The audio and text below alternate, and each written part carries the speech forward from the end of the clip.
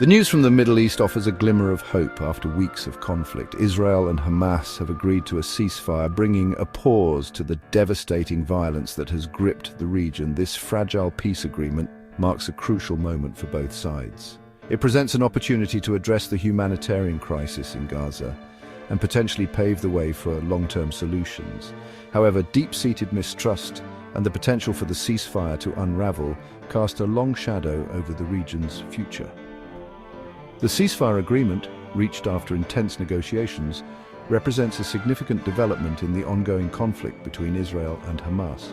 The agreement aims to halt the bloodshed and alleviate the suffering of civilians caught in the crossfire. The international community has welcomed the ceasefire as a positive step, but challenges remain in ensuring its durability. The situation remains tense, and the true test lies in the days and weeks to come. The road to this point has been paved with immense loss and destruction. The recent escalation in violence has resulted in a heavy toll on both sides, particularly in Gaza. The ceasefire offers a chance for a much-needed respite from the relentless bombardments and rocket attacks.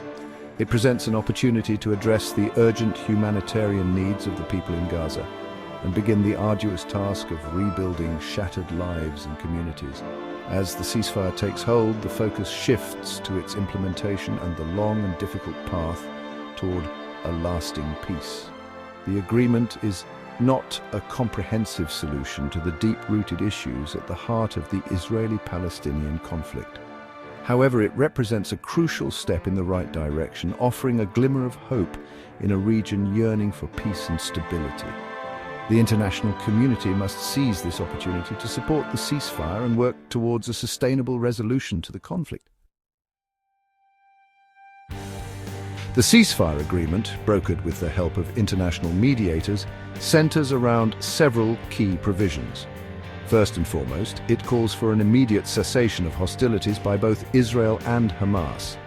This means an end to the rocket fire from Gaza and the airstrikes by Israel. The objective is to establish a lasting calm and prevent further bloodshed.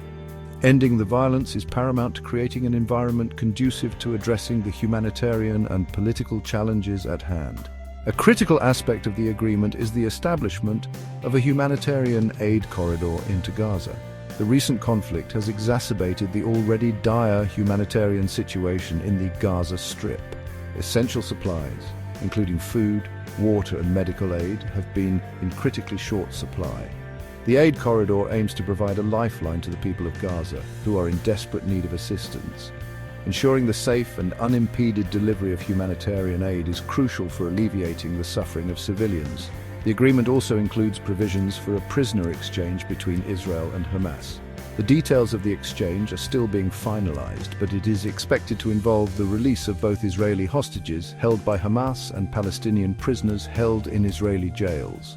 The prisoner exchange is a sensitive issue for both sides, but it is seen as a confidence-building measure that could help to solidify the ceasefire.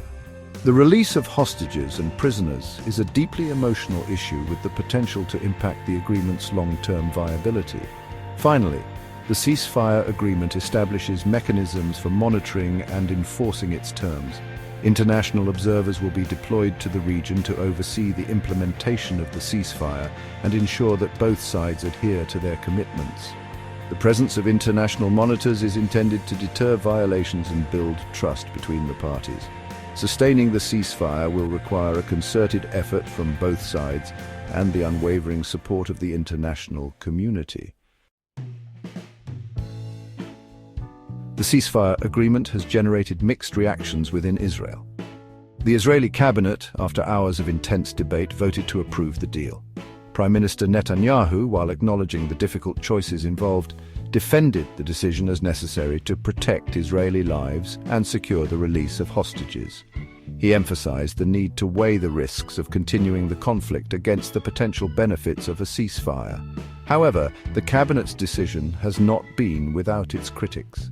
Some members of the government and the public have expressed reservations about negotiating with Hamas, which Israel and many other countries consider a terrorist organization. They argue that such negotiations legitimize Hamas and could embolden them in the future. The decision to engage with Hamas has ignited a debate about the long-term implications for Israel's security and its approach to dealing with the Palestinian issue. Public opinion in Israel is also divided.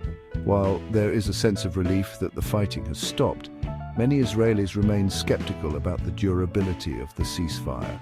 They have witnessed previous ceasefires collapse, leading to renewed violence. The trauma of past conflicts and the lingering mistrust of Hamas contribute to the uncertainty surrounding the current agreement. Families of the hostages held by Hamas have expressed immense joy and relief at the prospect of their loved ones returning home. They have endured agonizing weeks of uncertainty and fear. The prisoner exchange is a deeply personal and emotional issue for these families who have campaigned tirelessly for the release of their loved ones.